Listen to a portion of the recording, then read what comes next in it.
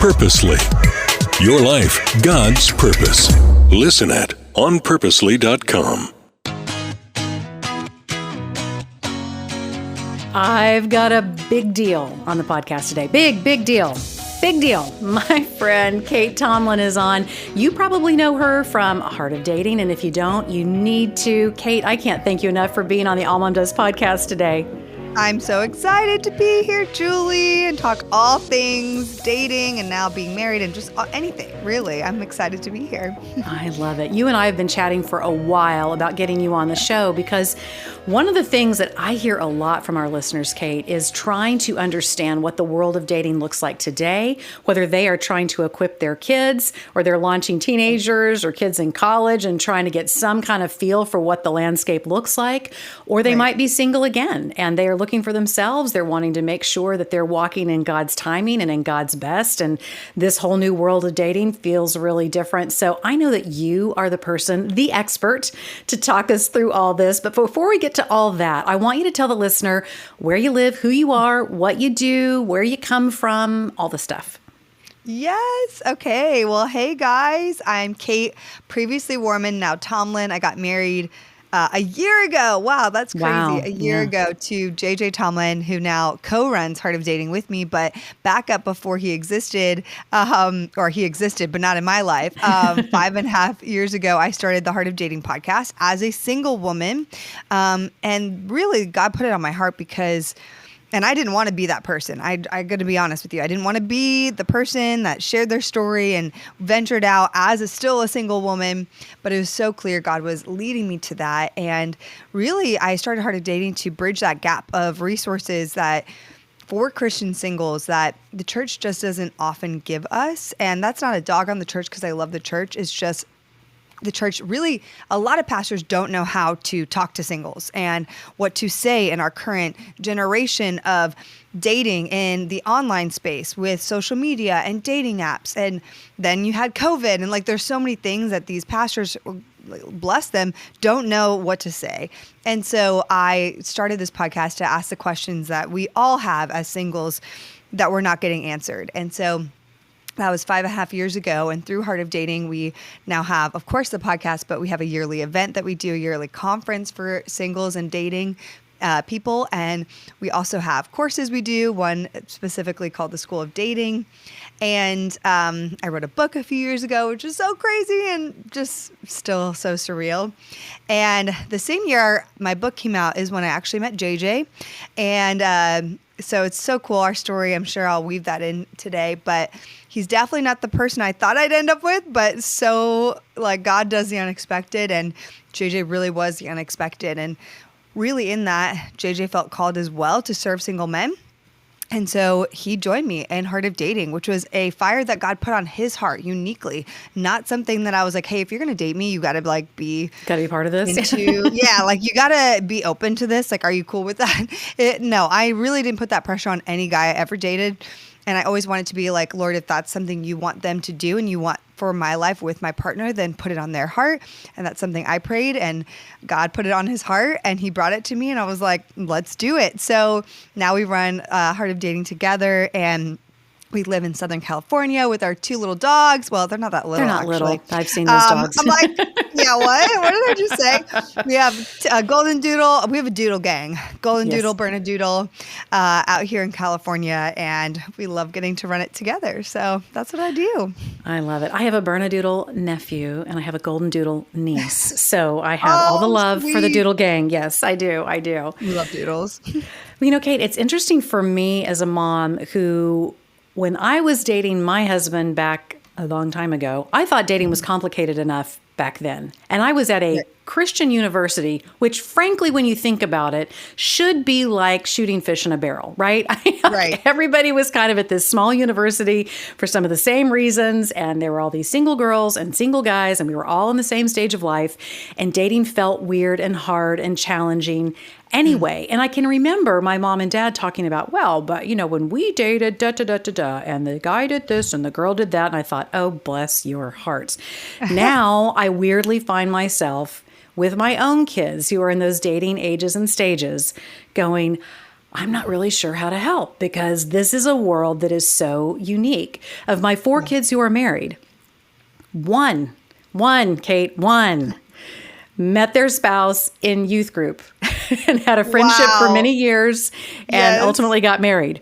The other 3, 2 were online. They met online. And the other one met at an improv class in Chicago. Now, this is all a really unique little snapshot, I think, of where things are at today. So this is your world of expertise. This is the place where you have spent half a decade really doing the deep dive into what it looks like.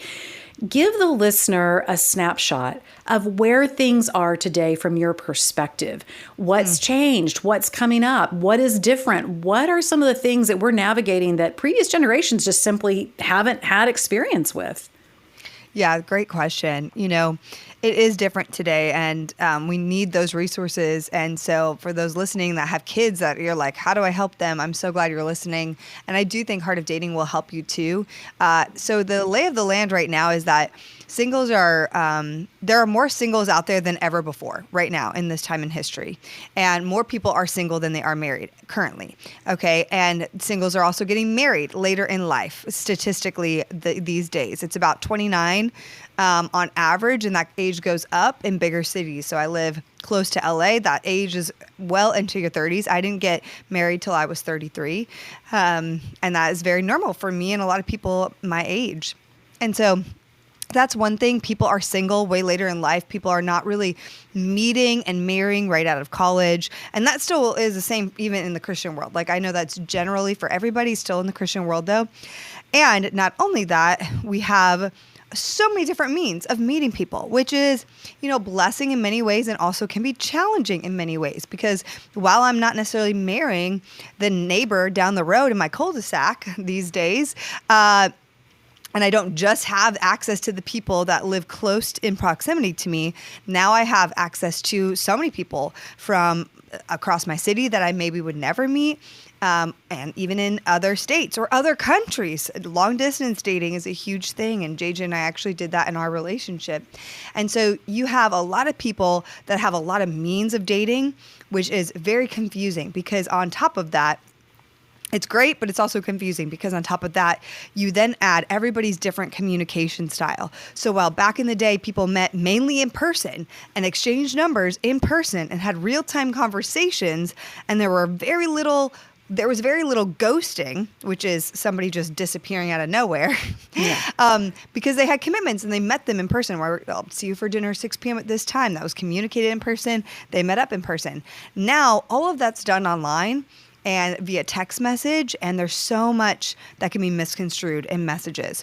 Even just thinking of your messages with friends and people that you know, maybe you are misreading their lack of emoji usage or their lack of expression, or maybe their period usage is like really profound, and you're like, what do they mean by that? Are they mad at me? You know, and so there's a lot of means of miscommunication, and also with that, unfortunately, a lot of people take dating less seriously and make it very casual and easily ghost people and just move on to the next thing. It can be very consumeristic these days, which is really unfortunate. And instead of people having conversations and saying, hey, I really enjoyed you and loved getting to know you, but for me, I'm feeling more of a friendship situation with you and I don't want to move forward romantically.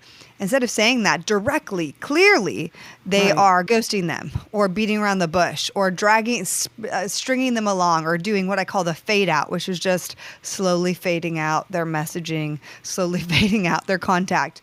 And so technology is a beautiful thing. We can meet more people, but it also has really made dating more confusing and challenging for many people. It's interesting to me, too, that in this new world of dating, my husband and I meeting at this Christian university, as far as we knew, our paths had never crossed. I didn't necessarily know his family or anything about them. He didn't know anything about mine. But Kate, it was wild because when we got together, as it turned out, we did have people in common, and we had grown up in very different places in the U.S. And there was a commonality in a strange way, because I've known other couples that was kind of a similar story, because If you think about it, we were really running in some of the same social circles. We were really running in some of the same church circles. So this ability to kind of vet him and know who he was and know who some of his people were, that gave me a lot of confidence in moving forward in that relationship, even though it was just kind of wild and felt pretty divinely serendipitous, but still like, you are kidding me. You know, these people and these people know you. And like today, what has been fascinating, particularly in the online space, is you have access usually to someone's social media footprint. You can kind of piece some things together. But a lot of times you're not getting this connection of these family groups or being raised in a community to where, you know, you as the parent might know those parents, or, you know, somebody who is in business with whoever, and you can kind of trickle down. And not that those things ever actually ensure you're dealing with a quality person, because you just can't know that. Yeah. But this all feels really broad and really wide. And there is a whole lot of vetting that is really needing to be done specifically in the dating space, and yet dating feels so different. So what are some things that we can be thinking about and looking toward? If we've got a million ways to meet people these days, what are some ways that we can be wise about who we're interacting with? Yeah. You know, one of my biggest things we teach us in our program, the School of Dating, and it doesn't really matter what age you are. I think this is really valuable. We call it getting a life board of advisors, and what that looks like. And we talk about different categories of people you should have on that life board of advisors. And maybe your parents are on it, or maybe they're not, depending on if they're healthy, if they're spiritual guides for you or spiritual mentors. And so, you know, you really want, a lot of times we just have our peers and people that are like paying attention, but you really also want older, wiser people, could be your parents or could be a couple that you really admire. You want those people speaking into your life as a single person. That's really valuable, and that should be developed as a single person, but also into your relationship. You would ideally have a mentor in that lineup of your life board of advisors. You might have a few friends, but they should be friends that know you deeply. They know where you struggle. They know your vulnerabilities. They know where you have maybe not had the best past relationships, and maybe your tendencies in relationships, and people that you are deeply honest with that will and have permission to call you out.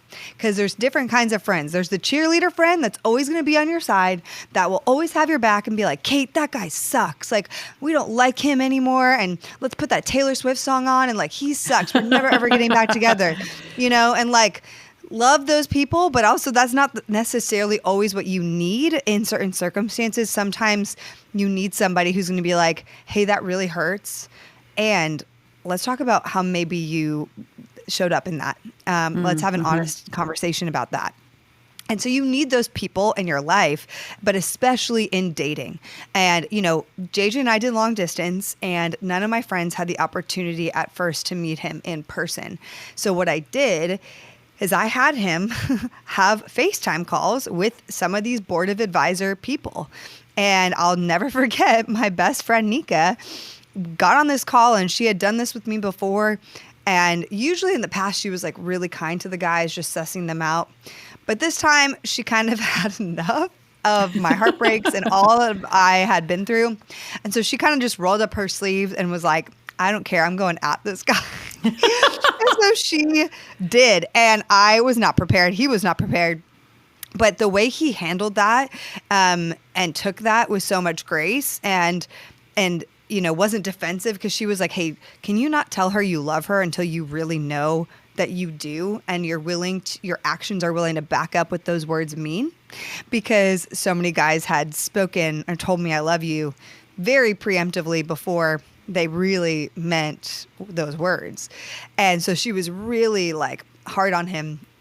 And he was like, one of my favorite lines that he said is like, do your worst. I'm here to stay. Do your worst. Say anything you want to me.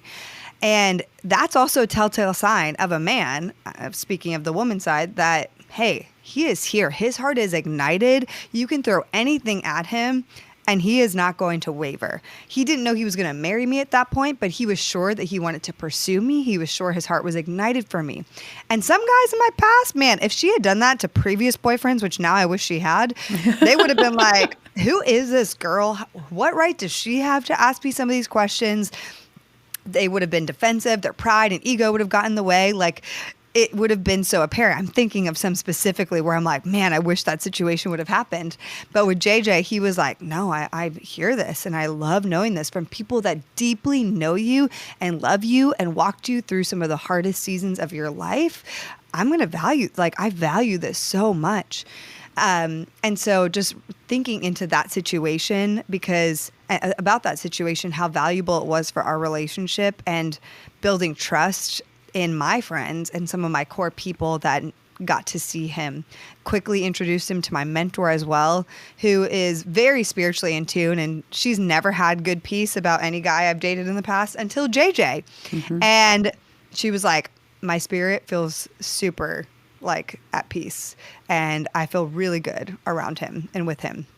And I was like, this is great. So again, like just peeling back those layers, and allowing people, even if it's long distance, even if that person is not in your direct community, still intentionally bringing them into these layers. Because all that was done virtually, of course, but it still was done with quite intention and done really, really well. And so I would say that's one thing that you can put in place that is really powerful, both to develop your life as a single, have a life board of advisors, but then bring those people in. My goodness, bring them in to your relationship. Don't bring everyone in. That's a mistake. I will say that 100%. Do not bring everyone into your relationship.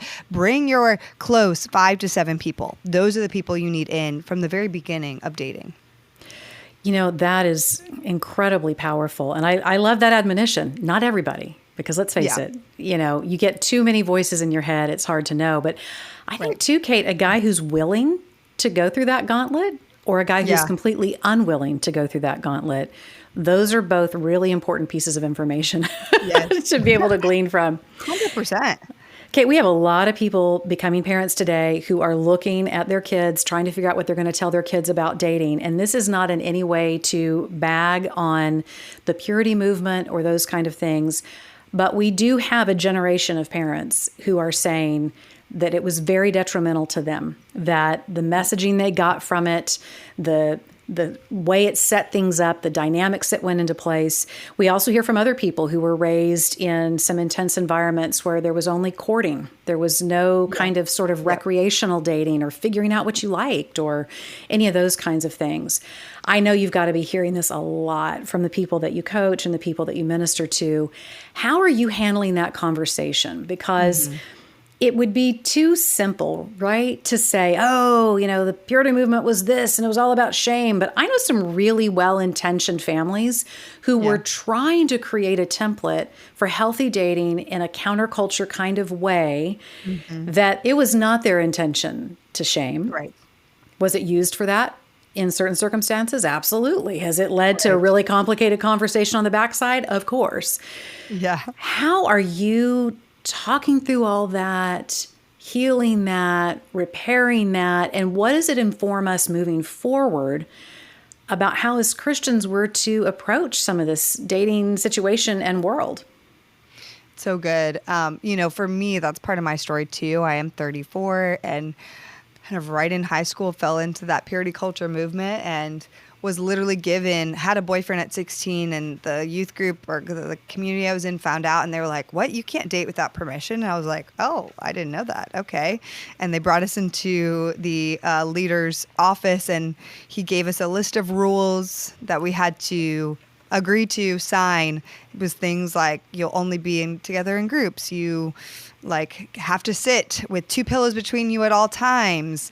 Your faces cannot be more than a foot apart. They have to be more than a foot apart at all times. Never use blankets, all these different things I had to sign. And then we had to agree to go to premarital counseling every 2 weeks because, of course, 16. If you are going to date, the only reason to date at 16 is if you're going to marry that person. It's like, whoa. So it was a lot, and that was really, really tough for me. And I share more of that full story in my book. But you know, I do believe that the purity culture movement had really good intentions, and it just had bad results in a lot of ways. I think people were trying to get the community of believers, of singles, to really date intentionally. But what they did was create a lot of fear around dating and put way too much pressure on dating. And then, of course, add in a lot of shame, especially for our bodies in that time period. And, I think what we need to do today is, I actually think for so many people, like, especially if you're a parent listening to this, can only imagine I'd be probably freaked out about my kid dating, like, in this world of dating at the moment. But I do think one thing that purity culture didn't do that I try to do is we're not going to casual dating like the world says. Like, the secular world is all about hookup culture, casual, doesn't really matter. We're not going there, but we need to find a middle ground of serious hyper-intentionality, need to know on the first date if I'm going to marry this person, go to premarital counseling, and hookup culture, super casual dating. There's got to be this middle ground. And so for dating, if you're a parent listening to this, I really believe in taking dating one date at a time in the very beginning of the process. And I actually separate dating into 4 different phases from the journey of singleness to marriage. It should be, in my opinion, single, dating, relationship, engaged, married. And the reason why throwing in relationship separates and changes the game is it says that dating is that time where you're figuring out if you want to be in a relationship. Committed to someone, versus dating has just been this catch-all word that means it could mean courting. It could mean just casually getting to know someone. It could mean I'm in a relationship with someone. Like, dating has become this catch-all world in the Christian world especially, that it's like it means all these things and nobody knows what it means. So we have to redefine these things.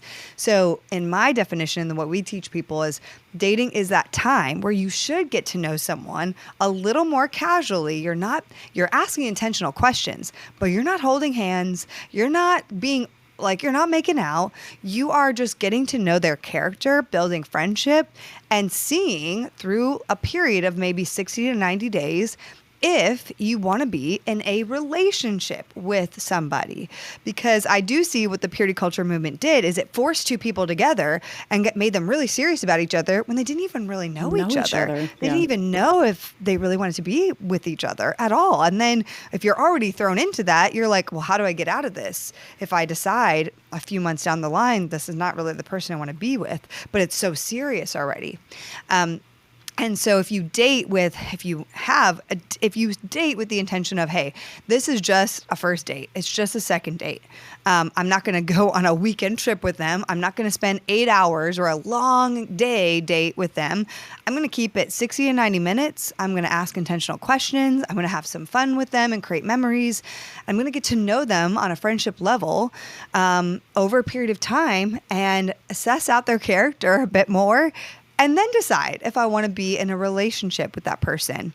And in that time is also when I suggest you bring in some of those wise counsel, not on the first, second, or third date, but like as you're getting more into that dating, you're like, okay, I'm actually really liking this person. Some things are checking out.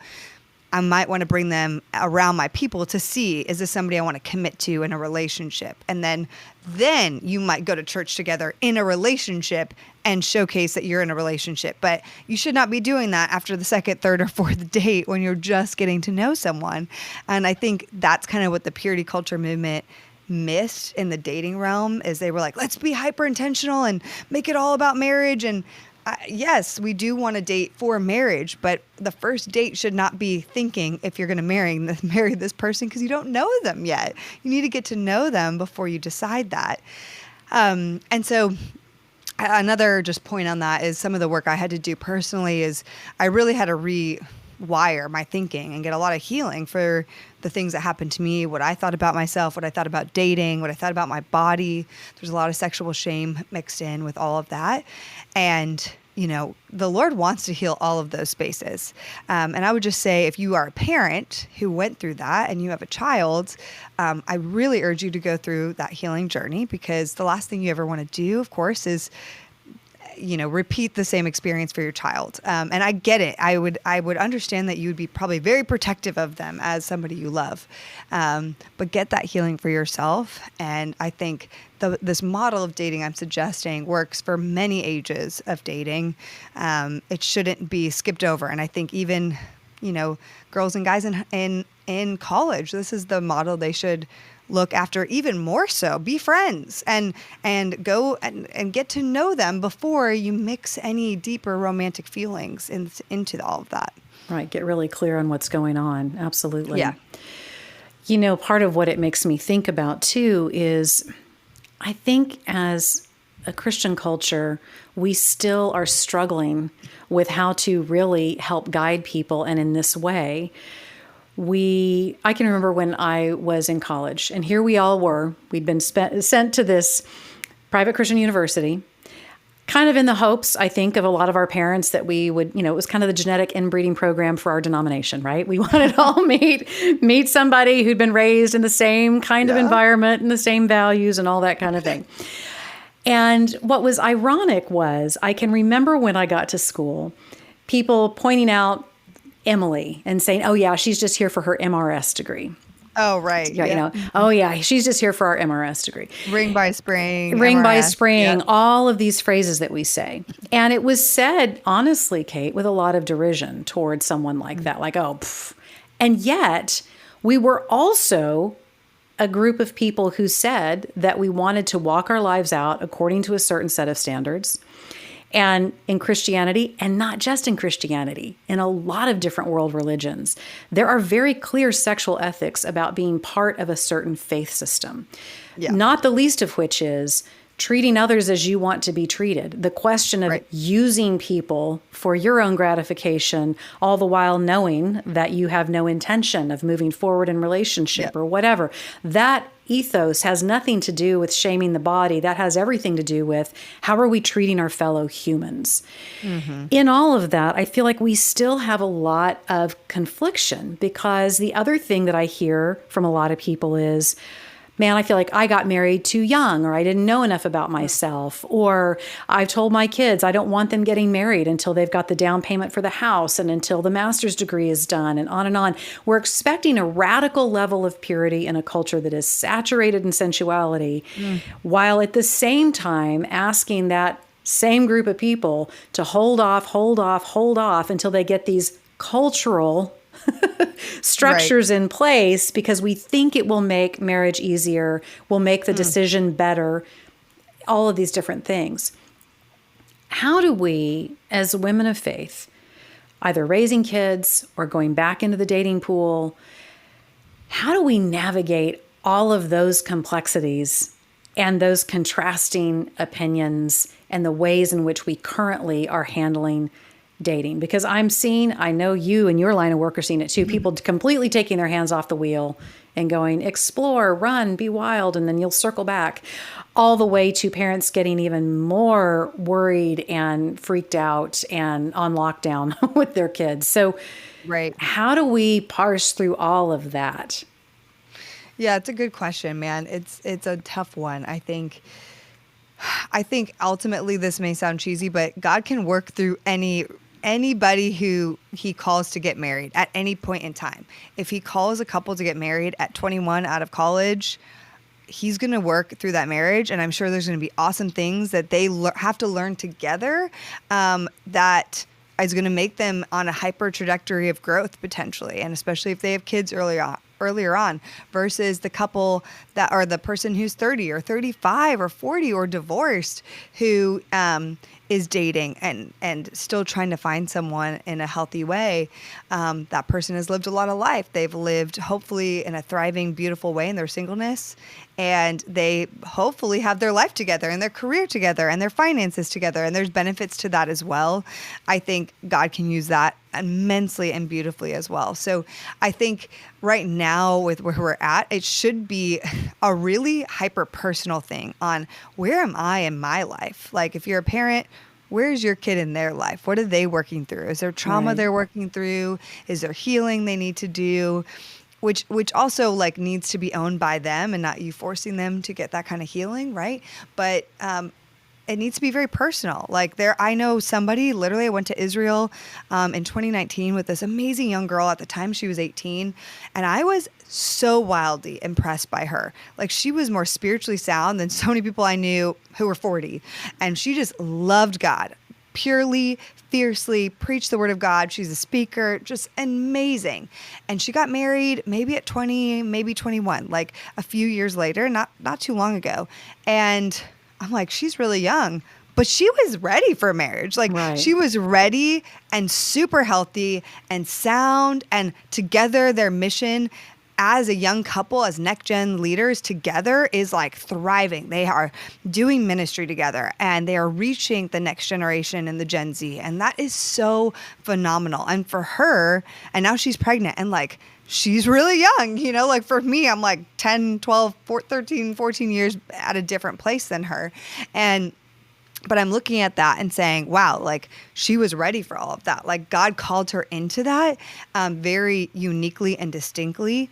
And she was definitely ready for that in her life. Whereas, you know, for me, if I got married at that age, woo, Julie, I'm telling you, for me, that would have been bad. Because when I was in my early 20s, I was in an abusive relationship. If I got married to that person, oh my goodness, I can't imagine the havoc that would have happened if I got married to that person. The amount of insecurity I had, the amount of like self-hatred that I had, the amount of lack of healing that I had done in my life from trauma that had happened in my life was so insurmountable at a young age in my early 20s. I needed the rest of my 20s personally to heal and sort through those things. And I needed singleness because a lot of my journey was dating from the age of 14 to 24, nonstop dating. I needed a season of no dating, no men, figuring out who Kait was outside of men and dating and all of those things. So I really think, you know, it really has to be very personalized. Like, and that comes to the individual, even as a young individual, 18, 19, 20, saying, where does God have me right now? What is he calling me into? Do I know myself? Do I truly love the person that God has uniquely formed and fashioned me to be? Do I have an inkling of what my calling might be? You might not know, but am I moving towards it? Am I seeking that out? And I think it just also has to be so personal, because Gabrielle, my friend, she was ready at early 20s. Me, Kait, Warman at the time, not ready at all. And so it's just like, it's so different depending on every person's unique story, what they've been through, how close they are to the Lord deeply and uniquely. And so, it's such a nuanced question, but that's kind of what I would answer, I guess, as best as I can. Well, I think that's great, because one of the questions I frequently get is, when did you and Mike start letting your kids date? And there is no set answer. I know that in many ways, as parents, we want somebody to say, here's the template, and you just lay it right over ages and stages, and this is exactly how it should work. And yet, to your point, we had kids who were interested in dating at a younger age. They were ready for it. We had kids who weren't interested really at all. We had kids who, it was like, maybe give it a little bit. Let's get a little more seated in who we are, and who you are as an individual. And so this notion that, well, my kids aren't going to date till they're 16, or my kids aren't going to date or my kids can start dating at 13 or whatever. It isn't a one size fits all issue. And I think that's where we really sometimes, particularly as Christian parents, get a little confused. I find between some of the parents that I talk to in the Christian space versus parents I talk to not necessarily in faith circles, man, Christian parents seem to have a real fascination with, give me the age, age for the cell phone, the age for this, the age for that. And it doesn't really honor anyone's individual development and maturity level and what they need to do from that point forward. So I think it's really appreciate your wisdom on that.